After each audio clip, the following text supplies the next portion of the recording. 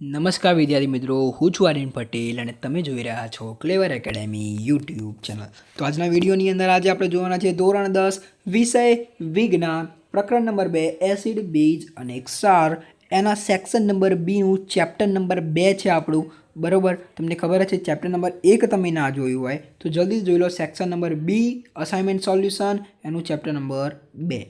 તો ચલો વિદ્યાર્થી મિત્રો, તમારો ટાઈમ વેસ્ટ ન કરતા વિડીયોની શરૂઆત કરીએ।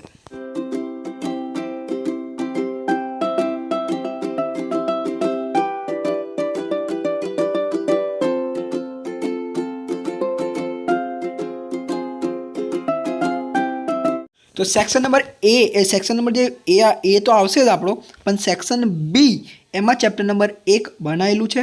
जाओ ने जोई लो, सेक्शन बी में चेप्टर नंबर 1 बनायेलुं छे। चेप्टर नंबर 2 नी आपणे वात करीए। पहलो प्रश्न वेरी मोस्ट आईएमपी बोर्डनी परीक्षानी अंदर पूछाय। तमे आने 5 स्टार करो, 7 स्टार करो, 10 स्टार करो, प्रश्न एकदम पाक्को आवडवो जोईए। तटस्थीकरण प्रक्रिया पहलू तो व्याख्या लखी देवानी। जे रासायनिक प्रक्रिया में एसिड और बेज वच्चे प्रक्रिया थई क्षार और पानी बने छे ते प्रक्रिया तटस्थीकरण कहे छे। एकदम सिंपल है।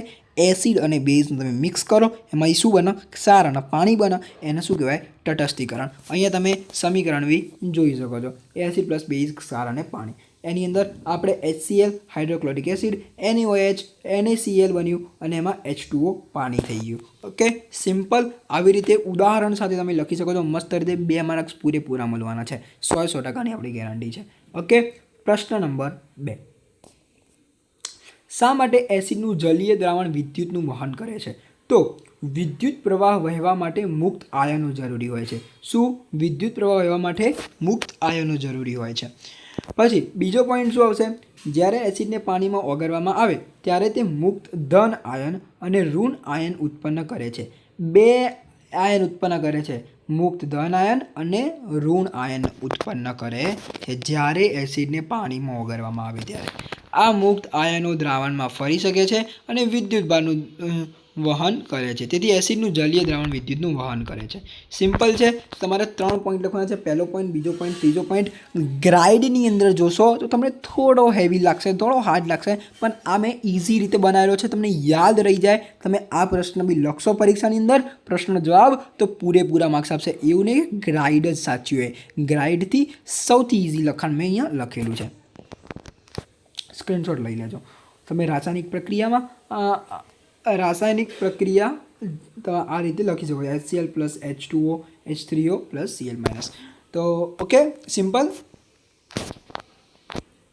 आ बी 2 मार्क्स अंदर पूछातो होय छे। स्वाध्यायनो प्रश्न छे એટલે तैयार करवो इम्पोर्टન્ટ छे।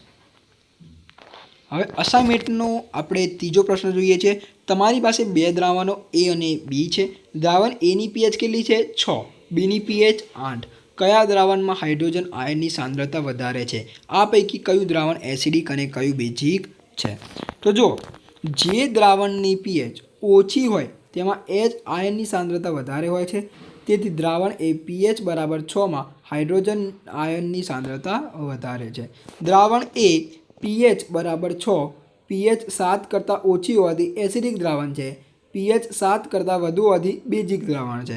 7 કરતાં વધુ હોય તો બેઝિક, 7 કરતાં ઓછું હોય તો એસિડિક દ્રાવણ। સ્ક્રીનશોટ લઈ લેજો।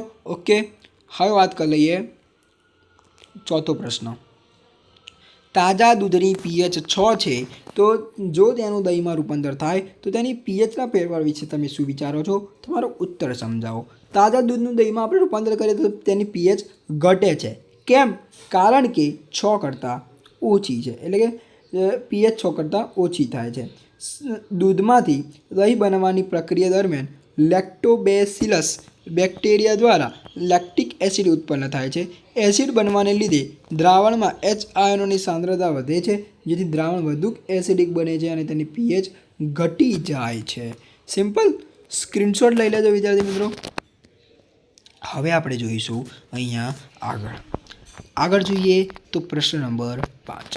4 દ્રાવણો A, B, C અને D ને સાર્વત્રિક સૂચક દ્વારા તપાસતા તે અનુક્રમે 4, 1, 11 અને 7 pH દર્શાવે છે। તો કયું દ્રાવણ તટસ્થ હશે, કયું દ્રાવણ પ્રબળ બેઝિક હશે, કયું દ્રાવણ પ્રબળ એસિડિક હશે અને નિર્બળ એસિડિક હશે? તો અહીંયા તમારો જવાબ અહીંયા જોઈ લો।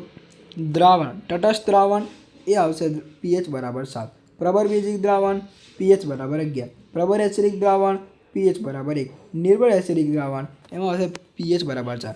હવે અહીંયા તમને લખેલું છે કે તટસ્થ દ્રાવણ એટલે કે D, પ્રબળ બેઝિક દ્રાવણ નંબર C. ઓકે, એવી રીતે તમે અહીંયા લખેલું છે. સિમ્પલ સ્ક્રીનશોટ લઈ લેજો. હવે લાસ્ટવાળો પ્રશ્ન છે, પણ જતાના આ પ્રશ્ન મોસ્ટ આઈએમપી છે, વેરી મોસ્ટ આઈએમપી. આગળના 2 પ્રશ્નો જોયા અને આ છઠ્ઠો પ્રશ્ન, 3 વેરી મોસ્ટ આઈએમપી છે. બરાબર, હું તમને કહી દઉં છું આગળના 2 પ્રશ્નો. પહેલાનો જવાબ જોઈ લઈએ. શા માટે દહીં અને ખાટા પદાર્થોને પિત્તળ તેમજ તાંબાના વાસણોમાં ન રાખવા જોઈએ? દહીં અને ખાટા ખાદ્ય પદાર્થોમાં કુદરતી એસિડ રહેલો હોય છે. બરાબર, પહેલો પોઈન્ટ થઈ ગયો. આ એસિડ તાંબા અને પિત્તળ જેવી ધાતુઓને રાસાયણિક પ્રક્રિયા કરે તેથી શું કરે છે? ઝેરી ધાત્વિક ક્ષારો બનાવે છે. આવો ખોરાક ખાવાથી ફૂડ પોઈઝનિંગ થઈ શકે છે અને સ્વાસ્થ્યને ગંભીર નુકસાન પહોંચે છે. આથી દહીં કે ખાટા પદાર્થોને તાંબા પિત્તળના વાસણોમાં ન રાખવા જોઈએ. સ્ક્રીનશોટ લઈ લેજો જેથી તમને ખ્યાલ આવી શકે, જેથી તમે યાદ કરી શકો. સિમ્પલ. હવે આ તો આઈએમપી છે જ, સ્ક્રીનશોટ લઈ લીધો હશે તમે. બીજા મેં તમને કીધા હતા, એક તટસ્થીકરણ પ્રક્રિયાવાળો અને એક બીજો શા માટે એસિડનું જલીય દ્રાવણ. બીજા મને કોઈ ઇમ્પોર્ટન્ટ લાગતા નથી. બધા 3 પ્રશ્નો કરી દેજો.